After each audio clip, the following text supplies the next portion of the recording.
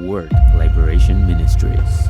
Be blessed as you listen. We are discussing together this morning on attitudes that provoke change. There are attitudes that provoke change. The Bible says in Lamentation, is it nothing to you until you are concerned with your life? No. Do you hear what I'm saying? Until you are concerned with your situation, forget it. Nobody can love you more than yourself. Nobody. Nobody can love you more than yourself. So, until it becomes a burden to you that you know pass, you know fail, you know come out for class, you will remain. Until it becomes a burden to you that you're married, you are at the same level. You have the firstborn, you are at the same level. You have the secondborn, you are at the same level. You have the thirdborn, you are at the same level. You have the fourthborn, you are at the same level. Where are you stopping? Where are you stopping? Let me know where to stop. You have the fifthborn, you are at the same level. You go born sixth one, Abi. Answer now. You have the sixthborn at the same level. And when they wake up in the middle of the night, they go and pee and wait. Somebody is matching somebody's head. I say, who get this head, though? Or is matching somebody's leg? I say, who has this leg, oh? Now your leg. That is when they become, and most, if you don't change now, sometimes it becomes late to change. And if it's late to change, you become a casualty for change. Life is like climbing an upstairs. And some people at your back. Each step you take, you change. Each step you take, you change.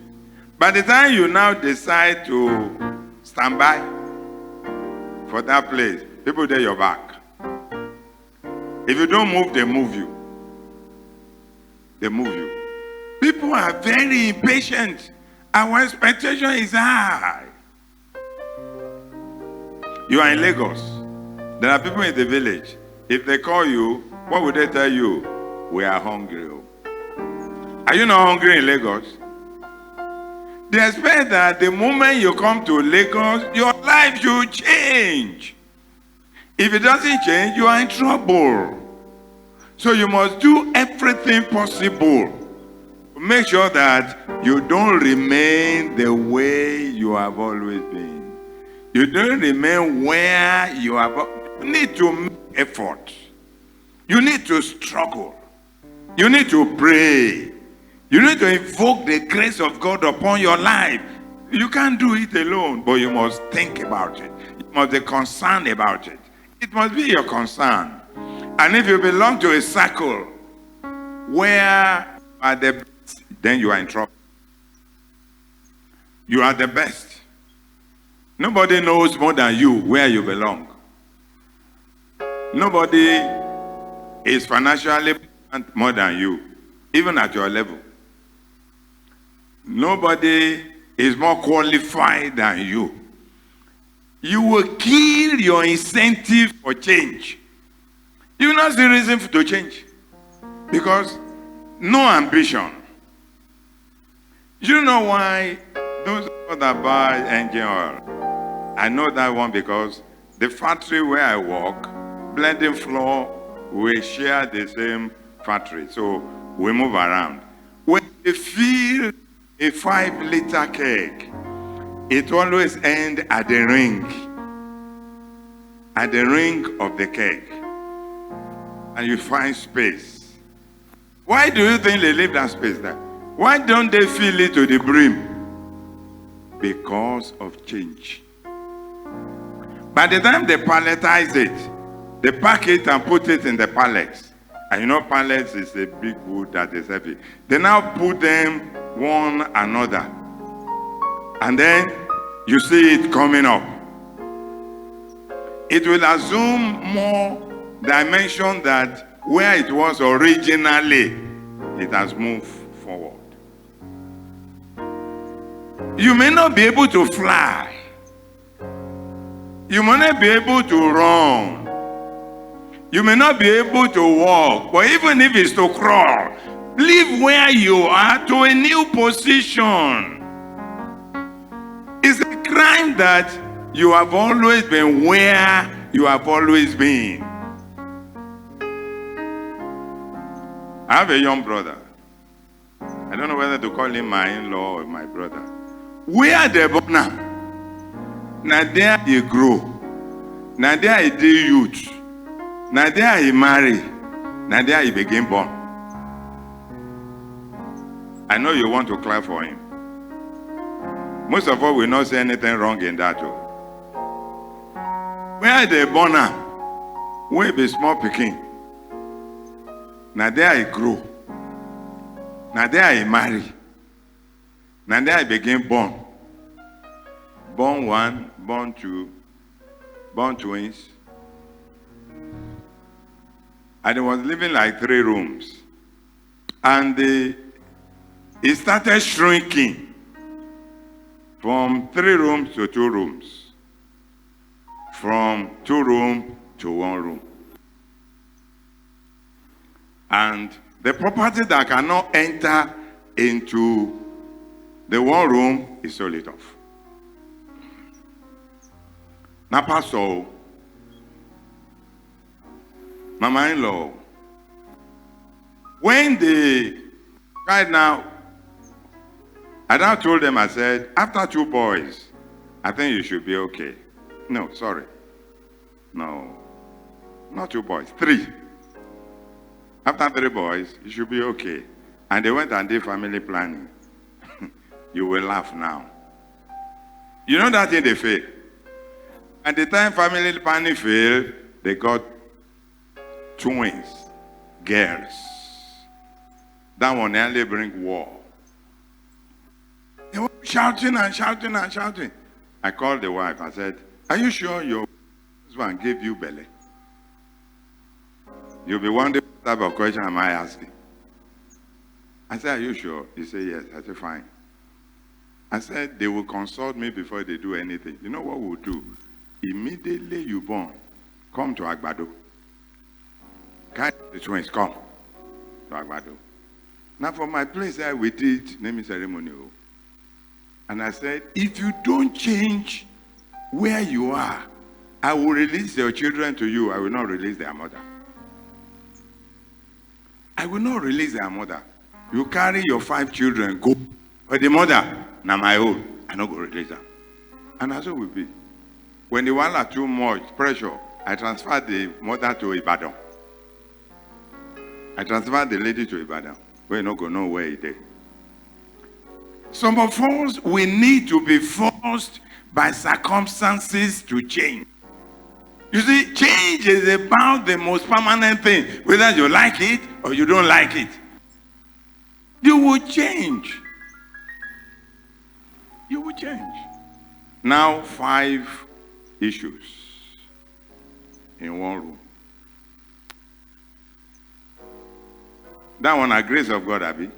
Is that groaning or growing? It's growing, and he will pray for other people. They will receive miracle. This ministry, if you're being traveled, you'll be in trouble. It was like forcing him. We have to do family meeting over this matter. So if you don't change when you should change, you now involve other people. Other people will now be a determinant factor to your change. So you must guide your loins. Change is inevitable.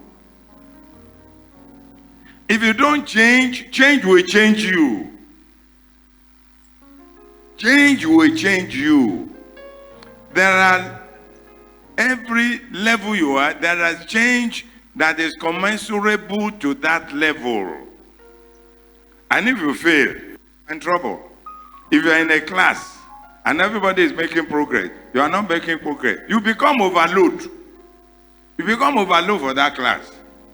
Because if the class should be 50 and you are there, you are not joining, they will admit 49. You are causing shortage already. And the family will discount you. Your friends will discount you. People that respect you will not respect you again. People that pick your call will not pick your call again. If I pick his call now, he's going to ask for money. Even if you have some important thing to talk about, they will not take you as serious over anything. So it is important, my brother, that we must change. You must change our level. Our class must change. If you look at Hebrews chapter 5, verses 12 to 13. Hebrews chapter 5, verse 12 to 13. For when the time you ought to be teachers, you have need that I won't teach you again, which is the first principle of the oracle of God, and have become such that need of milk and not strong meat. These guys have refused to grow. If you come to church for 5 years, attend Sunday school 5 years, listen to sermon 5 years, and you are not an active worker in that ministry, permit me to say you are a rebel. Permit me to say you are a rebel. 5 years?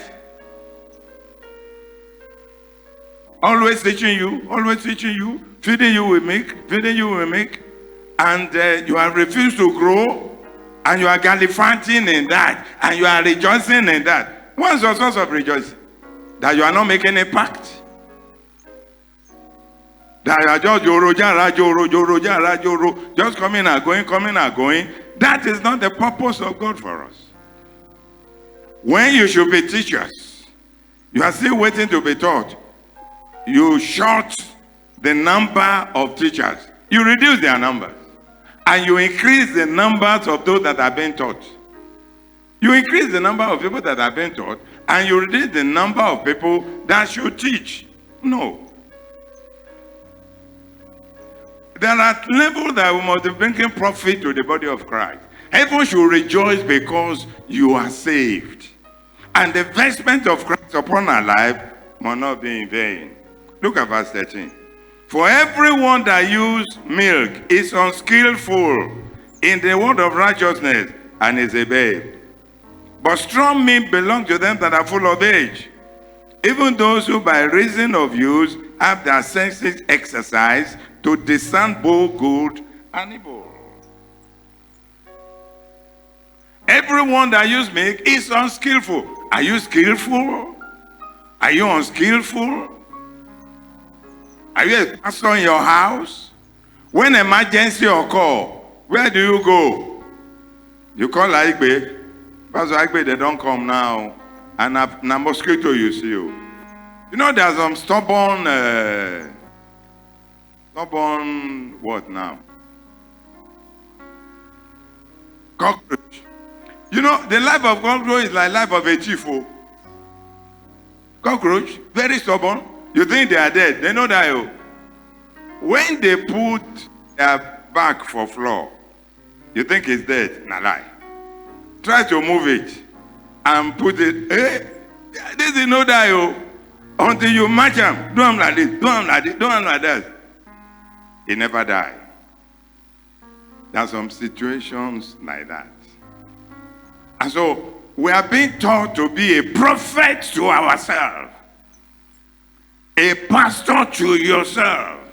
You should be able to handle some emergencies that come. And when the devil discovers that you are untouchable, you are unkillable, you are red hot, he leaves you. He leaves you.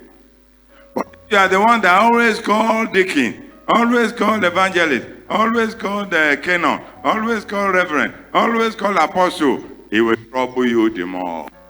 So when will you change and commit yourself from the hand of the devil? When you be able to handle these issues? Because the issues are handy. You can handle it. You can handle it. Very important. Praise the Lord. So, if you belong to a circle where there's nowhere to get to, you better relocate yourself. You better relocate yourself. Our text is Mark 25. So let's go back to our text. The book of Mark, chapter 25. No, chapter 5, from 25. We are looking at the narration of a woman that had the issue of blood. You may not be issue of blood, but you have issue. I can tell you that you have issue. It might not be issue of blood. It may be issue of finances. It might be issue of poverty. It could be issue of physical challenges. It could be issue of employment. It could be issue of what? A lady was given a soup to eat. You know what? She started crying. Why are you crying? He said, it will not allow me to get to the soup. It was too much. So when he get the food, his hand could not get to where the soup is. Too much meat. Maybe your own is too much meat. Or your own is too little meat. Or your own is no meat at all. But there's an issue. Everybody has an underlying war that is fighting. And that's why it's hard to judge people. People pass away, no greet you. Are you sure they see you? Are you sure they see you? The thing with the blindfold the man is bigger than you and is bigger than the man. What the man is thinking does not allow him to see you. Let him carry his cross and go his way.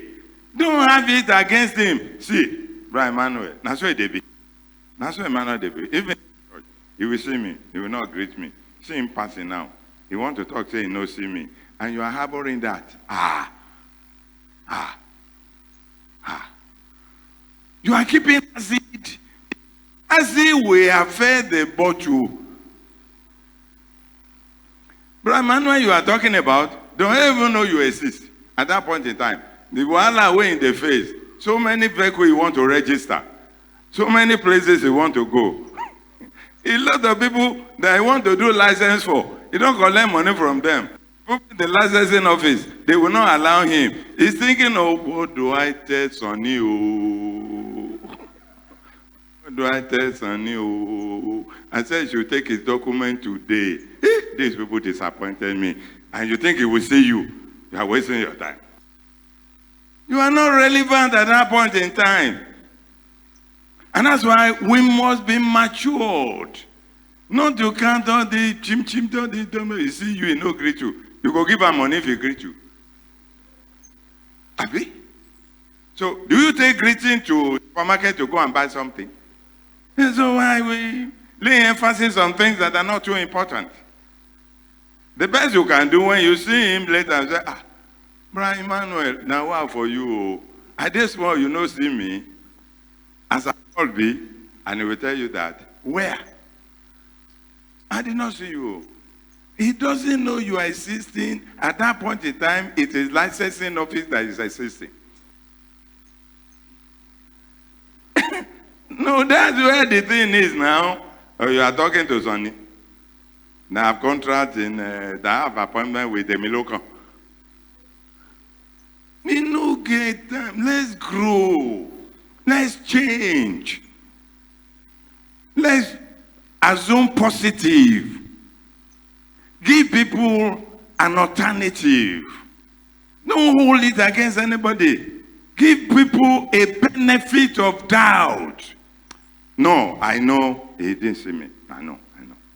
By the time you now met him and say, hey, I've convinced myself that do not see me, he will like you the more.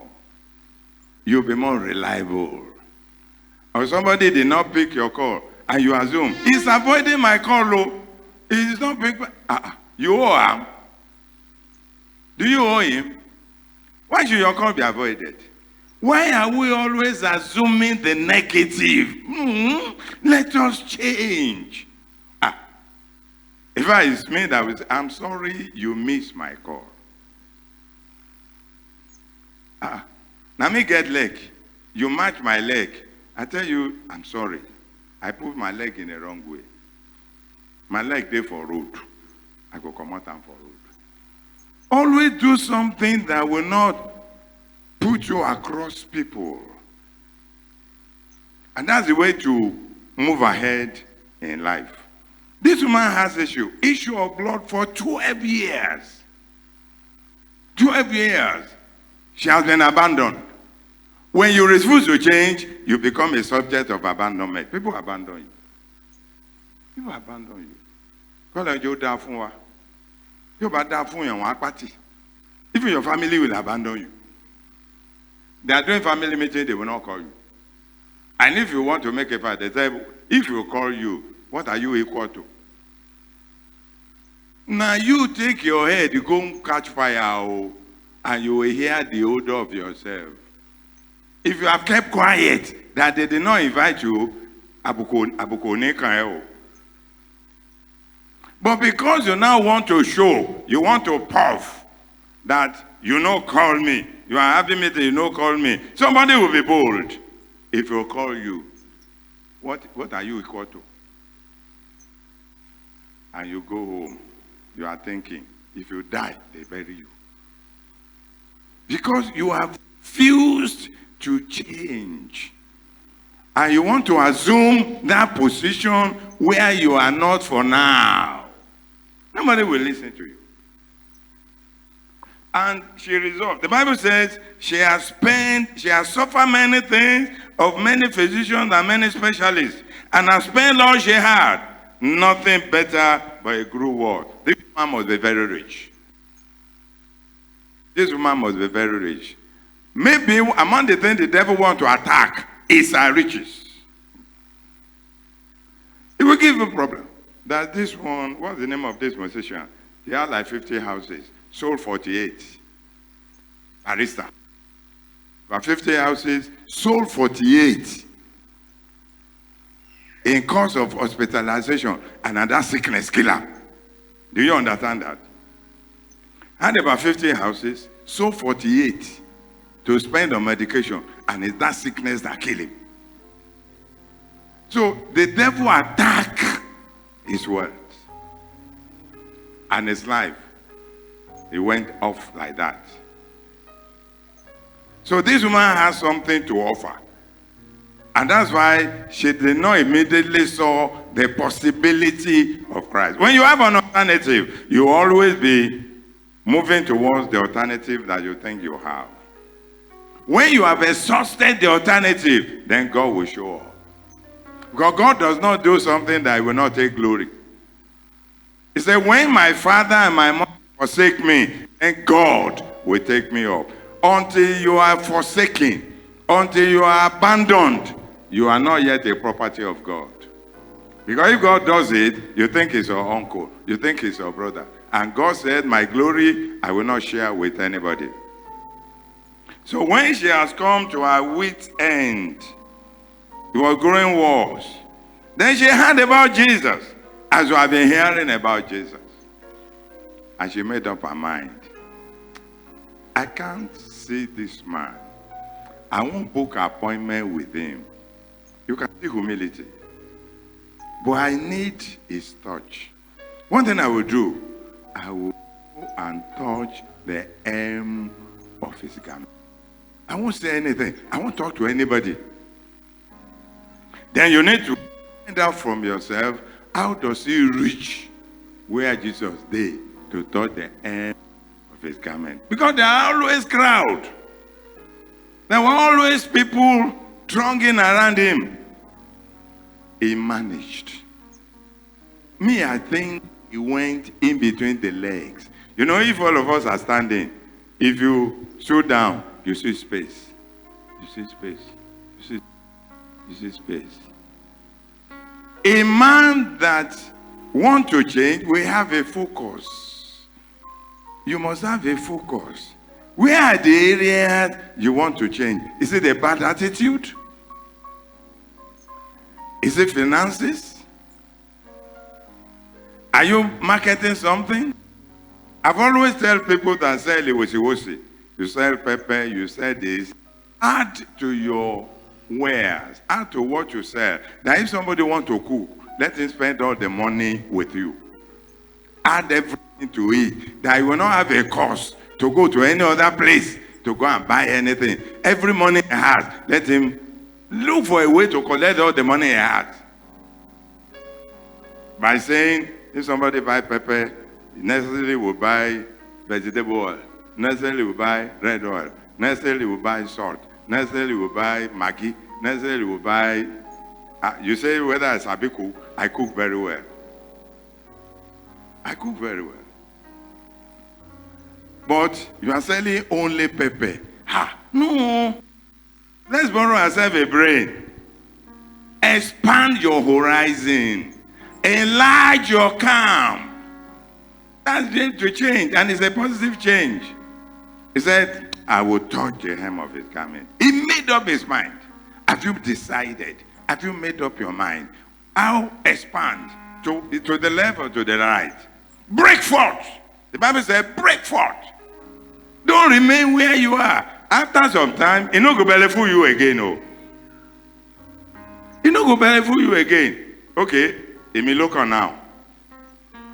You know bag of rice. You know the reka of rice. If you have been waiting to 5 years, many years ago, by now, you'll be eating 0010. And children does not know whether you have money or not.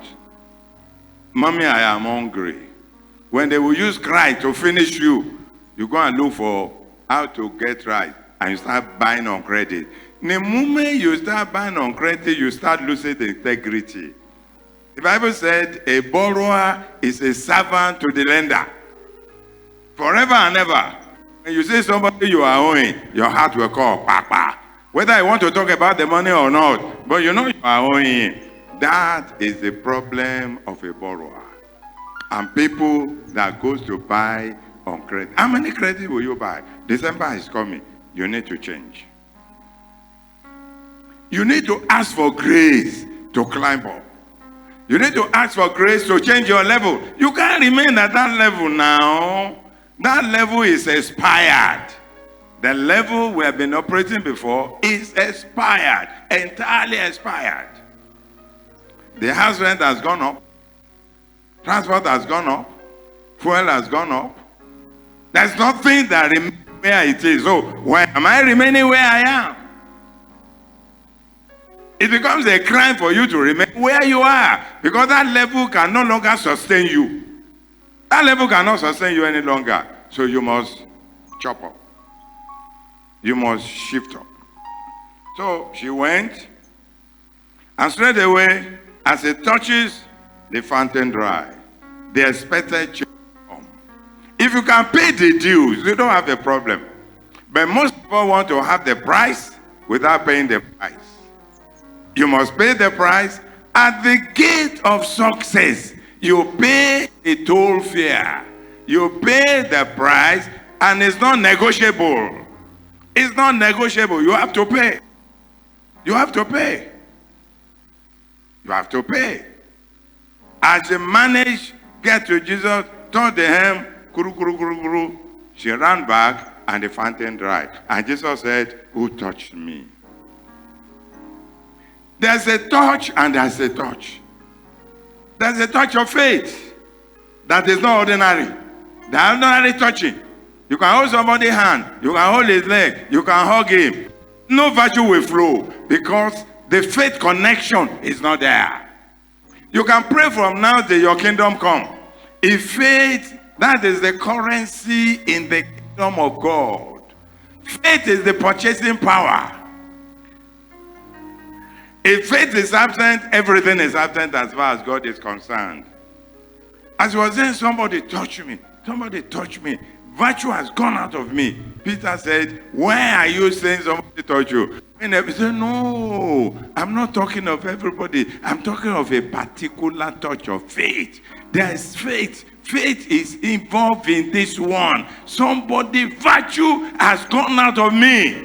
He knew what he was talking about. And the woman came trembling, knelt down, said, I touch you.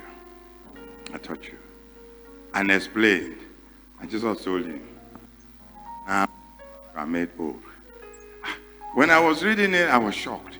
So even that the fountain has dried shall not be made whole. Shall not be made whole. Look at these 10 lepers that Jesus said they should go and show themselves to the priest. That 9 of them went on a woe. And only one person, a Samaritan, came to Jesus. And Jesus said, thou hast made whole. Now, ask a question. Among these 10, how many of them got their healing? Only one. Only one. Only one that came back, and Jesus made a pronouncement. Over this woman too, Jesus made a pronouncement on her. Now you are made whole. Go in peace. You are paid. She has paid the price. Faith has spoken. Mercy has shown up. The Bible says mercy rejoices over judgment. Even if there's a judgment placed upon us, we are in the house of mercy. In the presence of God, there's mercy. And I tell you, mercy will overturn whatever judgment is waiting for us. So, if you are ready, change is waiting for you. Change at all levels. Change in our business. Change in our income. Change physically.